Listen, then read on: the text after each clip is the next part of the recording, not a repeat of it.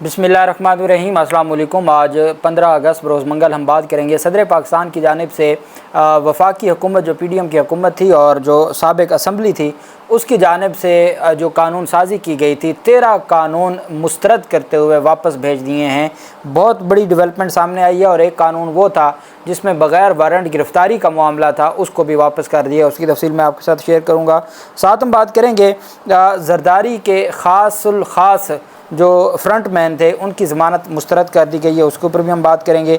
Election commission of Pakistan की जानिब से जो अहम डेवलपमेंट सामने आई है उसकी तफसील भी मैं आपके साथ शेयर करूंगा। और लाहौर हाई कोर्ट ने बिलों में इजाफी चार्जेस लेने से भी रोक दिया है, उसके ऊपर भी हम बात करेंगे।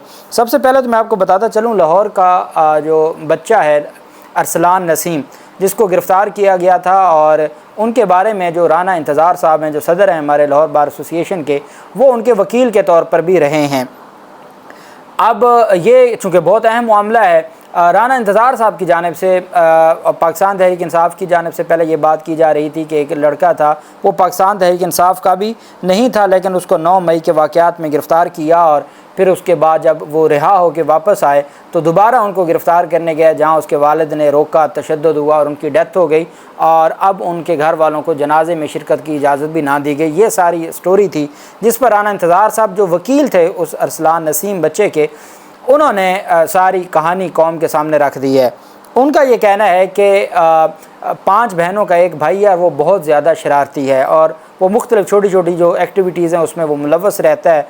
तो बहनों ने क्या किया, अब ये राना इंतज़ार साहब के बकौल कि बहनें उनको थाने में ले आईं कि इनको आप थोड़ा सा डराएँ ताकि ये इस तरह की एक्टिविटीज़ से बच जाए। पुलिस ने क्या किया, उसको 9 मई के वाक़यात में मुलव्वस करके 9 मई के मुकदमे में नामज़द करके जेल भेज दिया। अब वो 1 महीना और 10 दिन जेल में रहा। उसके बाद राना इंतज़ार साहब कहते हैं कि मैंने उनकी ज़मानत करवाई।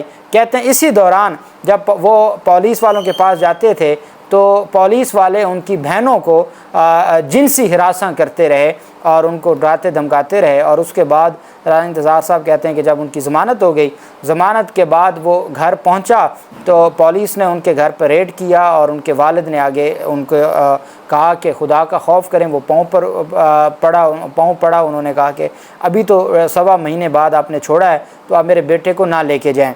उसके बाद वो अगले दिन दोबारा रात के 2 बजे वहाँ पे रेड किया और उस रेड में वो बच्चे को वहाँ से दोबारा गिरफ़्तार कर लिया। उस पर वो जो वालिद था वो हार्ट का मरीज़ था, वो उनको हार्ट अटैक हुआ और उनकी डेथ हो गई।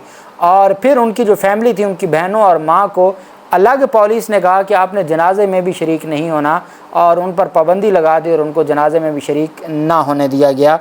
ये राना इंतज़ार साहब की जानिब से इंकशाफ किया गया है। अभी मैं देख रहा था आज हामिद मीर ने भी इसके ऊपर प्रोग्राम किया है और तमाम पाकिस्तान का जो मीडिया, सोशल मीडिया है वो इसके ऊपर बात कर रहा है और उसको सानिया लाहौर का नाम दे रहा है कि इतना जुल्म हुआ। और फिर जो जिनसी हरासा करने का मामला है वो इंतहाई अफसोसनाक है और जिसकी वजह से फिर इतना तो उनको तकलीफ़ दी, इतना दुख दिया कि वो हार्ट अटैक से उनकी डेथ हो गई।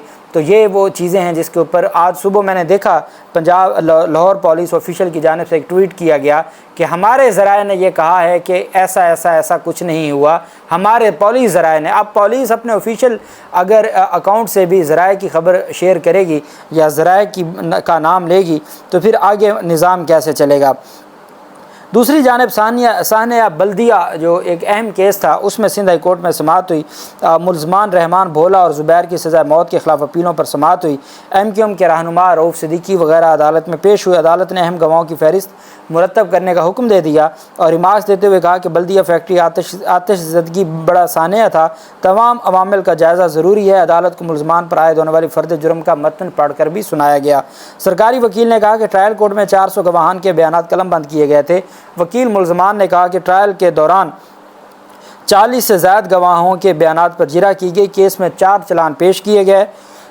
हसन साबिर एडवोकेट ने कहा कि मुल्ज़मान पर JIT को मद्देनज़र रखते हुए फ़र्द जुर्म आयद की गई।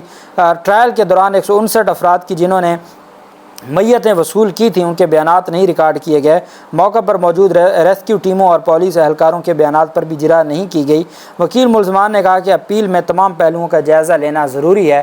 عدالت نے نئے سرے سے گواہان کی لسٹیں مرتب کرنے کا حکم دیتے ہوئے تمام گواہوں سے متعلق تفصیلات طلب کرتے ہوئے 28 اگست تک سماعت کو ملتوی کر دی۔ انسداد دہشت گردی عدالت نے 2 ملزمان رحمان بھولا اور زبیر چڑیا کو سزائے موت سنائی تھی، دیگر 4 ملزمان کو عمر قید کی سزا سنائی تھی۔ عدالت نے رؤف صدیقی سمیت 4 ملزمان کو عدم شواہد کی بنیاد پر بری کر دیا تھا۔ اس مقدمے پر یہ بہت اہم کیس تھا، اس پر سماعت ہوئی سندھ ہائی کورٹ میں۔ جبکہ دوسری جانب نسلا ٹاور کیس میں سابق جو ڈی جی تھے ان کو جو سندھ بلڈنگ کنٹرول اتھارٹی کے ان کی درخواست ان کو گرفتار کیا گیا تھا۔ پہلے ان کی عبوری ضمانت خارج ہوئی تھی، ان کو گرفتار کیا گیا تھا۔ انہوں نے جو اینٹی کرپشن عدالت میں بعد از گرفتاری ضمانت دائر کی تو اس پر کراچی میں صوبائی اینٹی کرپشن عدالت نے نسلا ٹاور کو غیر قانونی زمین الاٹ کرنے کے مقدمے میں سابق D G S B C A Manzoor Qadir Kaka جو خاص آزمی ہیں آصف زرداری کے، ان کی درخواست پر جو فیصلہ محفوظ تھا وہ سنا دیا۔ عدالت نے ملزم منظور قادر کاکا کی درخواست ضمانت مسترد کر دی۔ عدالت نے ملزم خیر محمد ڈاری کی درخواست ضمانت بھی مسترد کر دی۔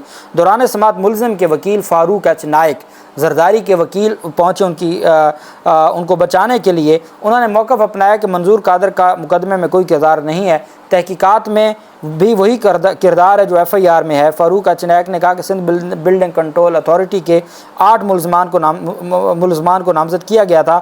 8 ملزمان میں سے 7 کو ضمانت مل چکی ہے، صرف ان کے نام لکھے گئے ہیں، کوئی کردار نہیں ہے، اور اس وجہ سے ہر صورت جو ان پر یہ سپریم کورٹ کے حکم پر یہ مقدمہ درج ہوا تھا اور اس پر اینٹی کرپشن عدالت نے فاروق ایچ نائک صاحب کی ایک نہ سنی اور ان کے خلاف جو ان کی جو درخواست ضمانتیں تھیں ان کو خارج کر دیا۔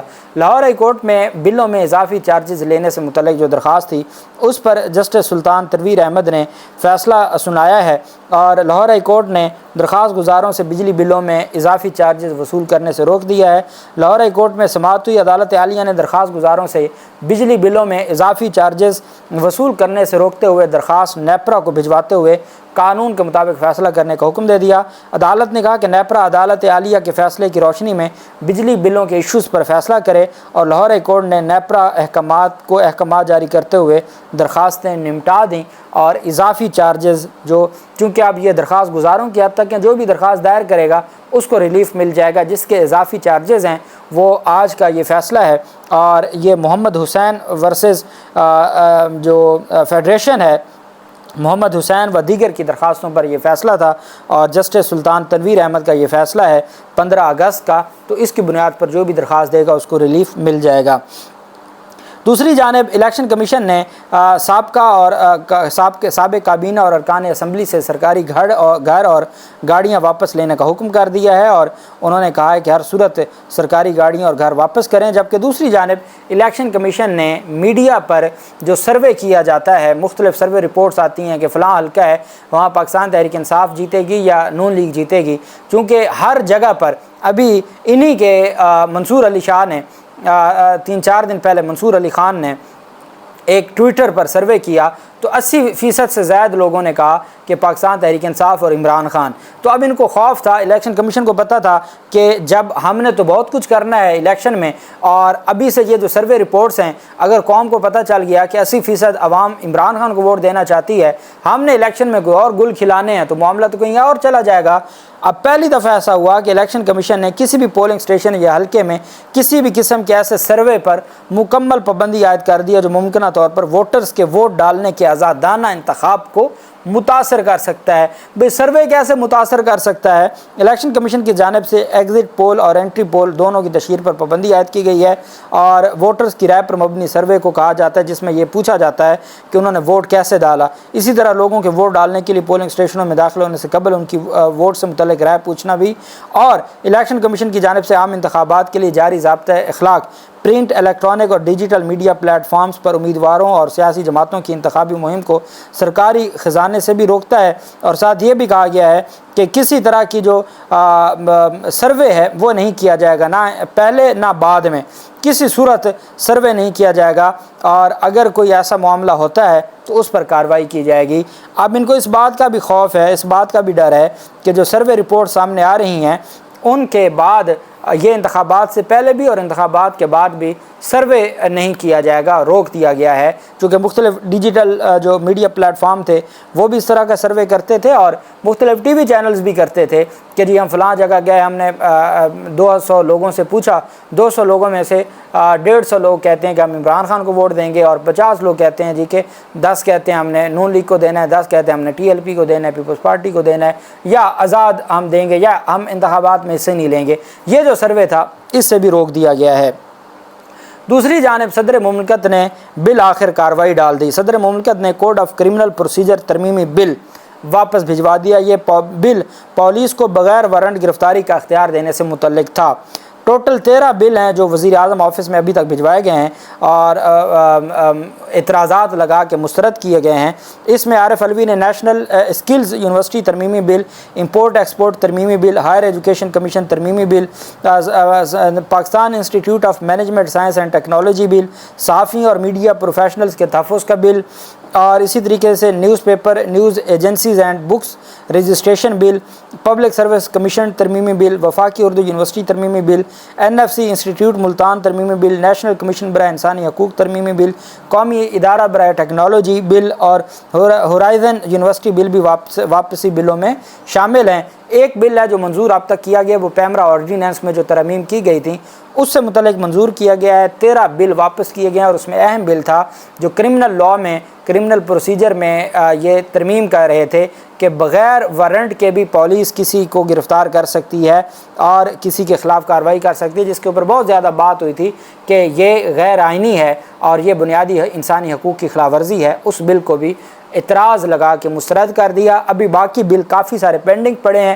پہلے مرحلے میں انہوں نے 13 بل مسترد کر کے واپس بھیجے ہیں۔ مزید جو بل پڑے ہیں ان میں سے بھی کئی میرے خیال میں آرمی ایکٹ اور آفیشیل سیکریٹ ایکٹ کے علاوہ باقی سارے مسترد کر دیں گے، چونکہ کچھ کام صدر پاکستان کے بھی اختیار میں نہیں ہیں۔ اللہ پاک پاکستان کامیاب و ناصر ہو۔ بہت شکریہ۔ اللہ حافظ۔ پاکستان زندہ باد۔